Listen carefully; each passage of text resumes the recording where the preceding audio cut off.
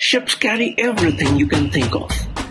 And the one and only factor important for these ships is the human factor.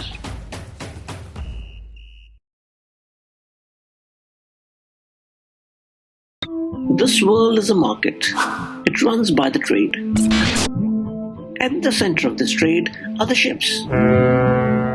Some big, some small, and some ultra large. These ships are run by skilled humans called seamen. On the ship, everyone is a seaman. Whether it's captain or a chief engineer or a crew member, they're all tied up with one common name, a seaman. There is an old saying on the ships: sea is my country, ship is my home. And seamanship is my religion. The shipping industry is the lifeline of world trade. It will not be wrong to call it the bloodstream of the world economy. And this is one good reason why seamen are key workers, why they are so important for the world. The responsibility of running a ship is not just of the captain, but he is the leader. Being a captain does not mean that you are very powerful or you have a lot of powers over other, or you can show your authority. Being a captain means you have to have more lookout than the others. You have to guide people when they really want your help. People will rely on you. People will look for you in emergencies. There are decisions which I had to take which are beyond any books or beyond any teachings given to us. I have to apply my own experience onto that. For the insurance industry, a maritime voyage is an adventure. And this adventure is livelihood of a seaman.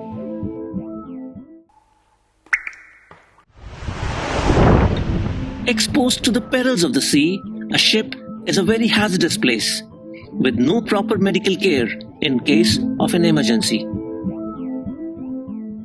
When I was young on board, I was told to work on compressor once. I was alone there. As soon as I opened the nut and bolts, the flap came out like a bullet. I just missed it. The incident gave me shivering.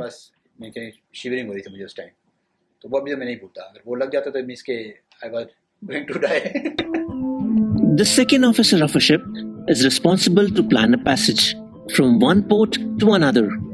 The passage has to be made safe, and then there are no roads made out at sea. And my responsibility is navigating the ship from one place to another place safely and do passage plan safely. And I am in charge of the communications as well as the GMDs in charge. I am a third officer on board this oil chemical ship. My primary duty on board is 8 to 12 watchkeeper. The ship per se is a machine which requires skilled engineers to run it. The chief engineer of the ship is the leader of engineering department. I joined ship in 1998 July, and since then the technology has changed a lot. Now they have reduced the manning also. Earlier hands were more important than the minds. Now minds are more important. So if you are not up to date with the present technology, you cannot survive here. For the past 2 years, every industry went through a very rough time. The world trade dropped drastically. The supply and demand was limited to essentials only.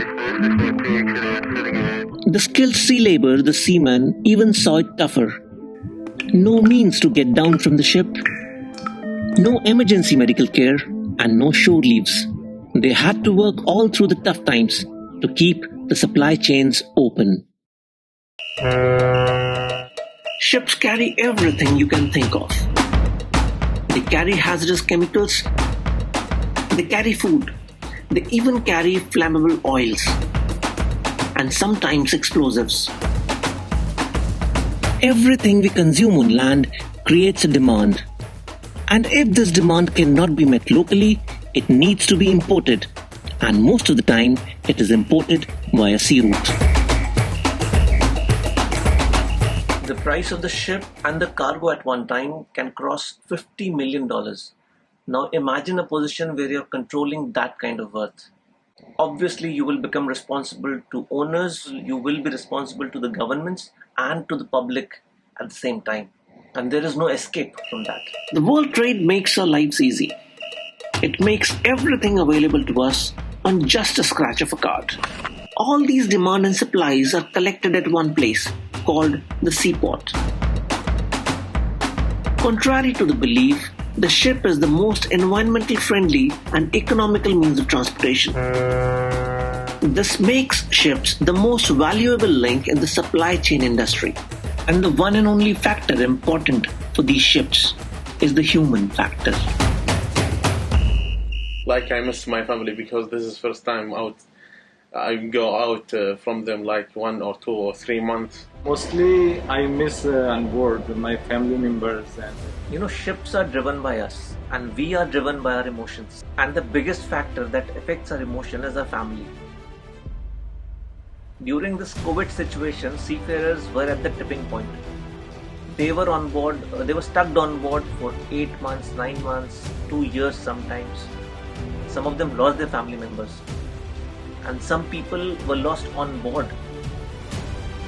We had no options to send back their mortal remains back to their home. The industry was at the tipping point. We were getting calls from our union to stop the work altogether, to stop the ships. Imagine what would have happened if all the ships around the world stopped working. Imagine what would have happened if the blood inside your body stopped flowing.